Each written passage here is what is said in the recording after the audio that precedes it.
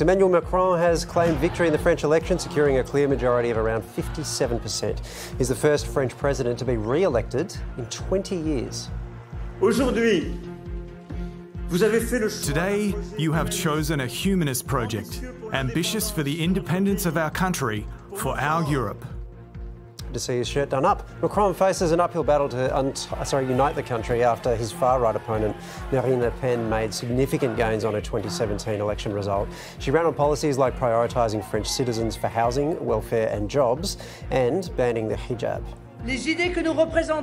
The ideas we represent have reached new heights. The result itself is a resounding victory.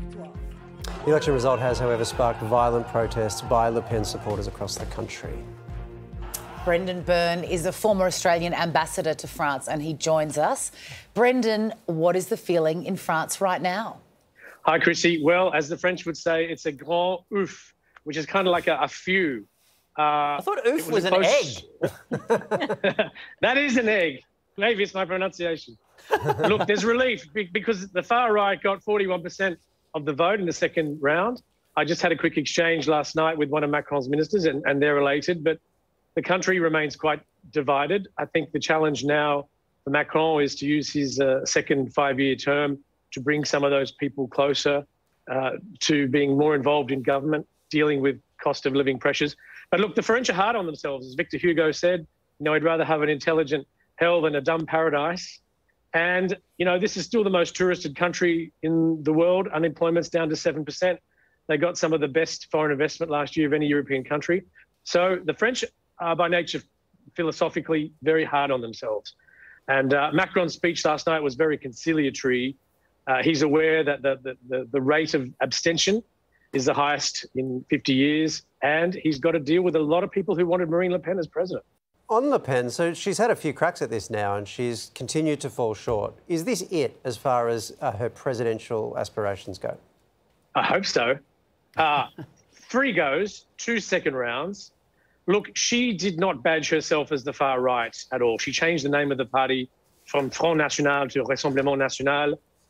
She showed her cats liberally in social media. She softened her image. She talked about hip pocket nerves. She went after one of Macron's least popular reforms to increase the age of retirement. These were popular issues and she still fell short. I don't think she's going anywhere.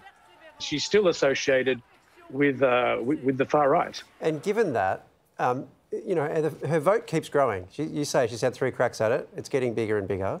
So I suppose there's 2 questions about that. One is why? Why does it keep growing? But secondly, what happens to those people now? Well, it keeps growing for the same reason as the far right has grown all across Europe. You can also see the strands of the far right in Trump, in Brexit. I mean, times are tough. You've had a pandemic, you've got growing inequality, and you've got social media, which allows these demagogues to appeal to the lowest common denominator. But it has to be said that Macron, pretty much the same 12 months expanse as Trump and Brexit were voted for, he held the centre. And France has once again proven to be the firewall, I think, against far-right movements within Europe. Now, as is tradition in a victory of this sort, leaders get in touch with each other. Do you know if our own Scott Morrison has called Macron yet to congratulate him on his victory? And if so, did Macron even take that call? I don't know. It'll probably be leaked either way. I don't know. I helped set up that text relationship when Scott Morrison did his victory speech in 2019. I was literally timing with the Elysee for exactly when Macron should send the congratulatory text. And he was one of the first leaders to congratulate Scott Morrison. Look, obviously it's been a tough time for the relationship, but they're both pragmatists. Morrison sees that he's got Macron for 5 more years. This is now an absolutely indispensable leader for Australia, not just in Europe and globally, but France is in our region. We've got challenges off the coast with the Solomons and China. Who better to have a UN Permanent Security Council member and a nuclear power like France in our region to help? So we've got to get that relationship back on track. Macron was in a conciliatory mood last night. He said to his supporters, please don't boo Le Pen, don't boo her supporters. So it's probably the right time for the PM to try and make that call. And I hope Macron takes it because Australia needs France as a partner. And I should say, just this morning, Gillian Bird, our ambassador up in Villers-Bretonneux, oversaw the Anzac ceremony, and that's really the foundation of the relationship, and that remains a vital part of the story between our countries. Well, in light of that, what do you predict our relationship will be with France after the election on May 21? That's tricky. Look, clearly a change of government would be the quickest way to get a reset. But clearly, if Morrison is re-elected, it's going to take time to get things back on track. I would like to see a great new project between Australia and France in the South Pacific. We are neighbours. We have common challenges. Maurice Payne had a good visit to France a month or so ago.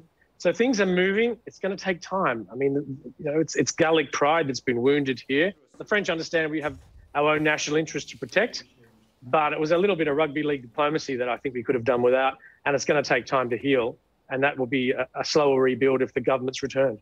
Brendan, it's a very big day, I get the feeling. Thank you very much for helping us discuss it. Thanks, Waleed. Appreciate it. Thanks for the opportunity.